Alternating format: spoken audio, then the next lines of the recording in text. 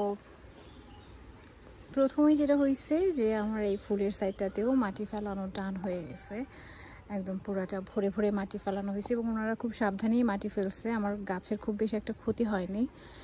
আর এই সাইডটাতেও একদম মাটিটা কমপ্লিট হয়ে গেছে, আর একটু স্তূপ করে রাখা হয়েছে কারণ আমি পরবর্তীতে এই গাছগুলোর গোড়ায় বাউন্ডারি করে মাটি দিয়ে ভরে দিব যাতে পরবর্তীতে গাছগুলো শুয়ে না পড়ে। আর ওইখানটাতেও একটু খালি আছে, তো এখান থেকে মাটি নিয়ে আমি ওদিকে দেওয়ার চেষ্টা করব। তো বাগানে এরকম এখন খুব বেশি ফসল তো নাই, যেটা আছে সেটা হচ্ছে কিছু পেঁপে আছে আর তেমন কিছু নেই। সো আমি এখন আর ওই গাছটাতে কয়েকটা বেগুন আছে, ওই কয়টা নিব।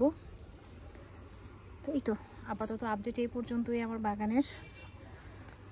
আর আমি যেটা চাচ্ছি সেটা হচ্ছে যে এই দরজাটার উপর দিয়ে দুই পাশে বসার জায়গা যেহেতু আছে, এই দুই পাশ থেকে এরকম ছাউনি দিয়ে দিব যেন বাইরে বসে বিষয়টা উপভোগ করা যায়। আর এই রাস্তাটা একটু পাকা করার প্ল্যান আছে, তো দেখা যাক কি হয়। সবাই সাথে থাকবেন, দোয়া করবেন আমার জন্য।